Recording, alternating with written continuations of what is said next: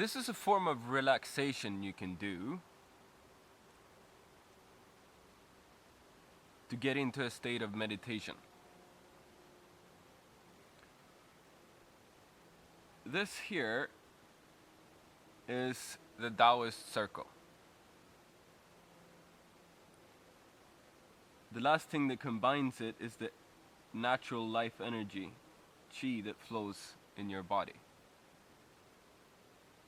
It is called touching no touching, but with one word. It is like holding an ant. You're not crushing it and you're not letting it go. Now, however you're sitting, if you're sitting on a chair, place your feet firmly on the ground and your hands like this on your knees.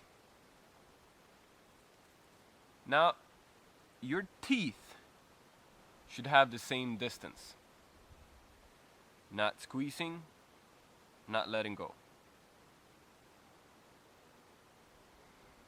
When you do this, you can feel the muscles of your jaw finally relaxing.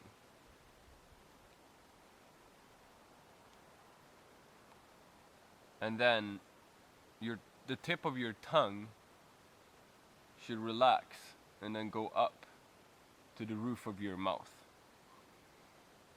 Exactly where you think you need to have the tip of your tongue, you will feel after sitting for a while and feeling it. A vibration will occur of your tongue, and a taste that is very difficult to explain might arise. This is the natural precision of your tongue. This is how you should have it all the time.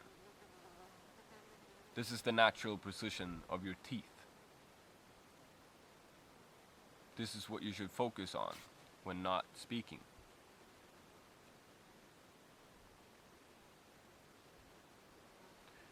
The other day when I was meditating, I had a thought, a question.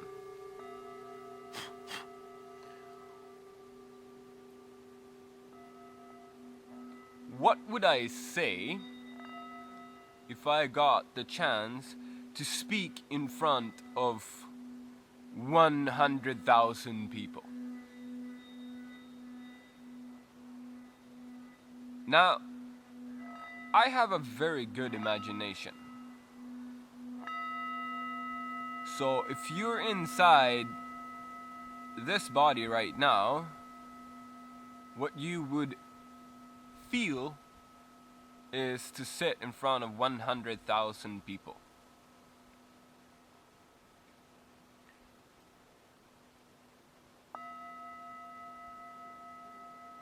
I am a Taoist monk. But I am as much of a monk as the king is king. The king is king because everyone knows the king is king.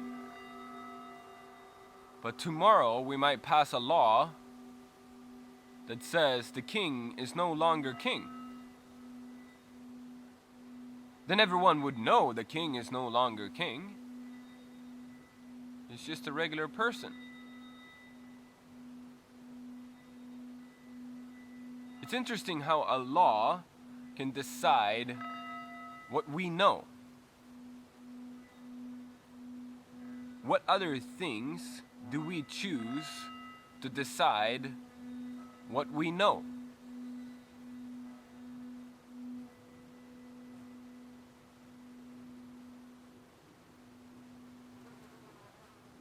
I also say I am a monk because my whole life is just one big experiment. And I like to see what works and what doesn't work.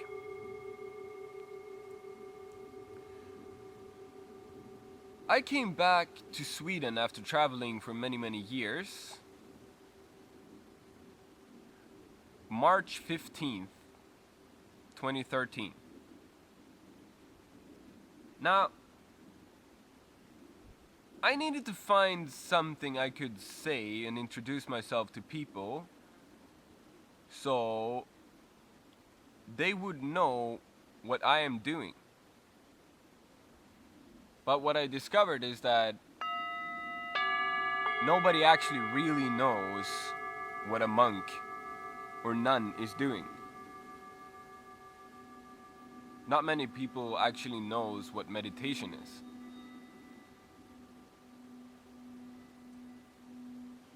Now, it is interesting also that when I say I am a monk, what immediately strikes people is that the less I own, the more I have succeeded.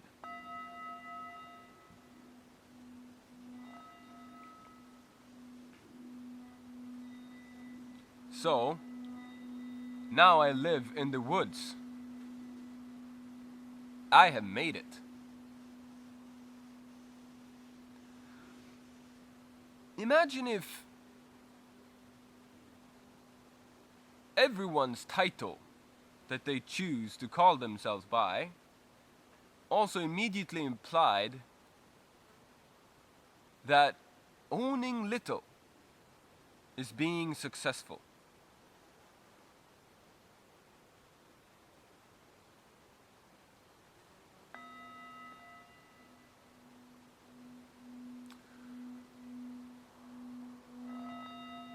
Before March 15, I was in India and I studied Chinese forms of meditation. And the people there said something to me that people have been saying to me all my life, and that is, you can do anything you want. Nothing is impossible. And then I said to myself on February 6th that if I can do anything, if nothing is impossible, then I want to do these 3 things.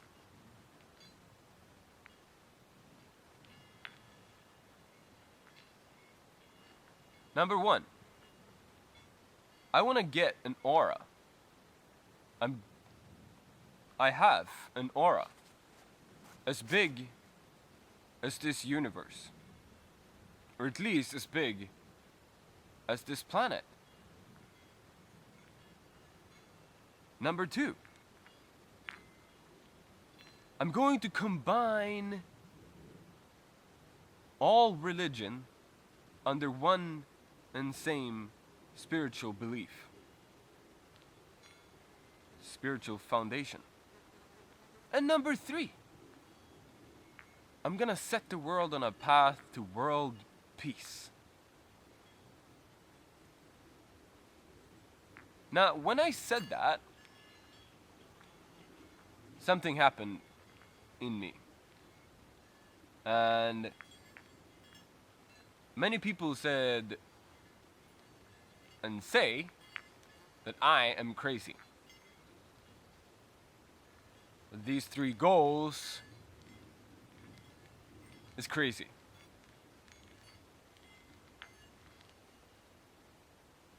I think that at least one person is gonna dedicate his whole life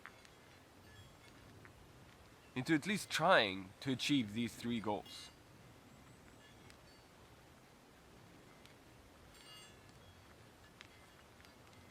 So, the day after I said this to me and believed it, I walked around in India. I had no time to spare. Right? I had to do these 3 things right now. So, I walked by a man that was begging, and he only had 1 leg. And I pointed to his stub and said, I don't like this situation. This is not fair. I have to do something about this. So I went and bought food, 20 bananas, water, and I gave that all to him, and I gave him some money, and then I said, I'm also gonna give you my time. I'm gonna beg for you. So I sat down next to him. He said, go ahead. And I took a banana,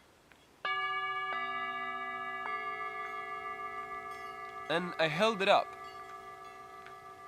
And I started looking at Westerners like I wanted to give this to them. And eventually, someone took the banana. Here. And then I pointed to his little stubby stub and said, it's his.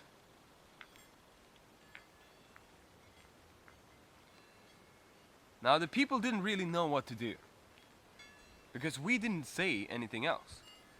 Some people tried to give the banana back, but the man with one leg said, no, it's okay, it's yours, it's a gift.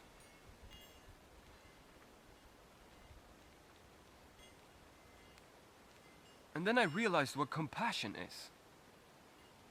Because immediately when they heard my 4 words, three words. Here, it's his. 3 words. They felt his pain. And compassion is to feel someone else's emotion. But what they also felt, of course, is helplessness. What are you supposed to do? I mean, nobody wants to see poverty. I thought,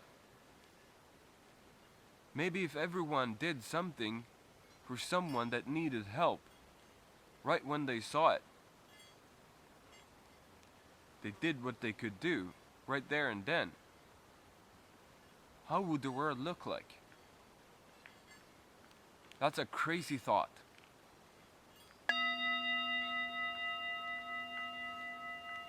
Now, the Vietnamese monk Thich Nhat Hanh wrote in his book Living Buddha, Living Christ that with understanding, compassion is born.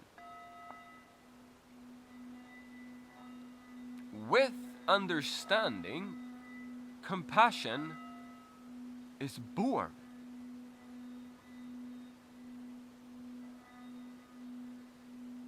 Nice.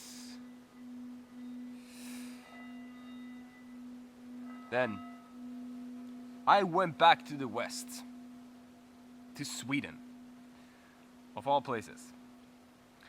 And I needed to figure out a way to make money. So I met a man in India. His name is Bhagwan Lama. He's a Buddhist monk. And he gave me a bunch of mandalas and images that I could sell on the street. So I went to a city which is jokingly called the Jerusalem of Sweden. And I sat there and I had all my images out.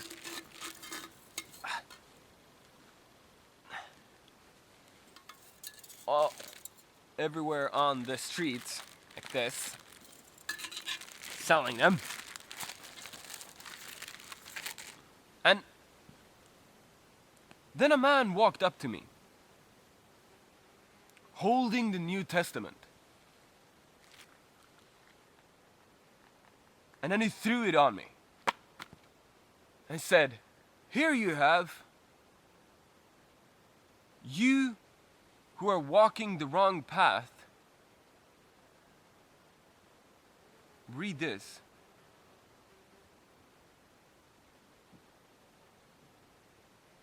And maybe you will start walking the right one.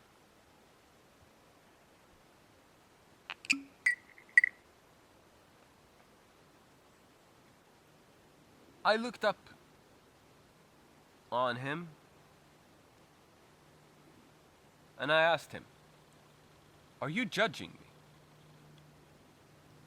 He said, "No." And then I said, "Do you call yourself religious?" "Yes," he said. "Are you walking a spiritual path?" "Yes," he answered. And I just asked, and now a couple of people had gathered around to hear what was being said. Now, what does the word religion mean? Have you even looked it up in a book?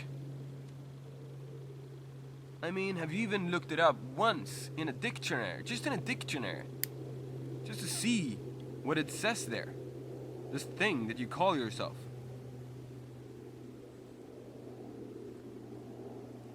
He said no. What does the word spirituality mean? Spiritual. To walk a spiritual path. What does that mean? Have you done any research on that word? And he said no. Now, what makes you think that I don't know what's in this book?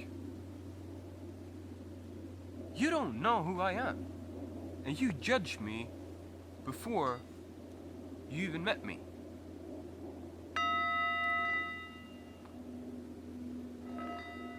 Let me tell you something. First, do you have any children? And they say, yeah, I have a daughter. And she's a priest. I don't know what's it called in Sweden. It's something else. But priest is such a much stronger word. And I said to him, let me tell you a story. My father is a priest. And I was back in Sweden for a short while in October 2012. And then I sat him down at the kitchen table and I said, Father, I will now ask you one question and you will have one sentence to answer. If you answer me wrong, I will disown you. I will say that you practice fake spirituality, and I will walk out that door, and you will not hear from me ever again.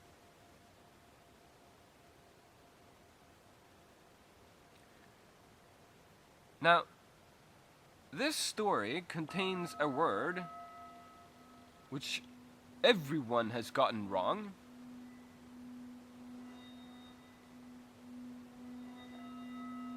The word is God.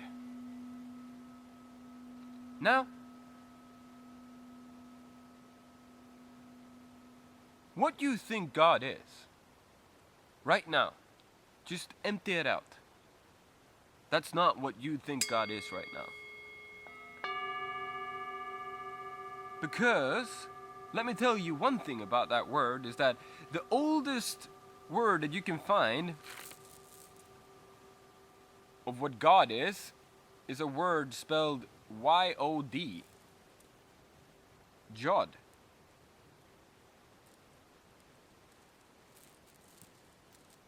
Now, that is short for 4 words in complete, and that is Jod He Vau He. H-E and then V-A-U. Pronounced, I think, Jod Hai Vau Hai. Now the quote that goes together with that is to open, if you pronounce the Lord's name right, you open the kingdom, no, To pronounce the Lord's name right, you open the gates of heaven.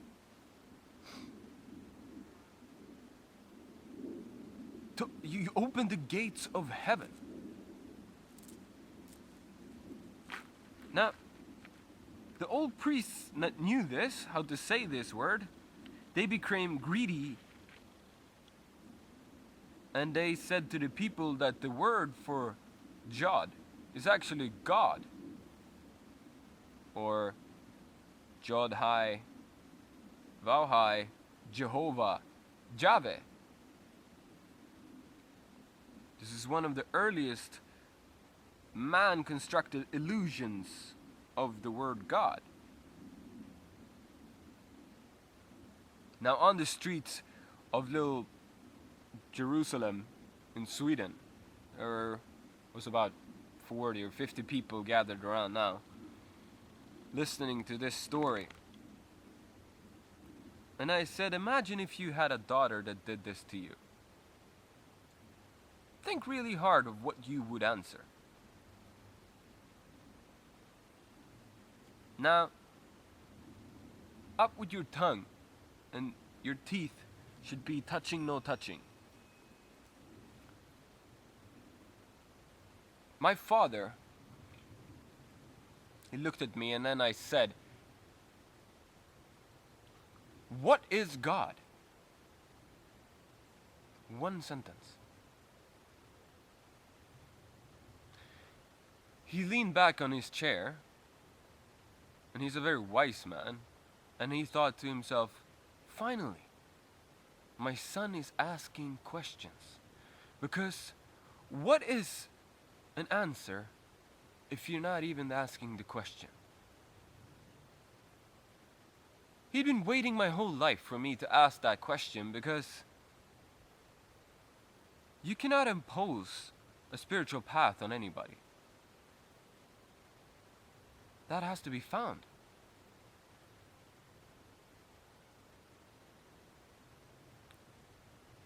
My father looked me straight in the eyes, and now I've told this story to both Jews, Hindus, Muslims, atheists, Catholics, Taoists, Buddhists, all kinds of people. And they've all said, yeah, that's a pretty good story. I like it.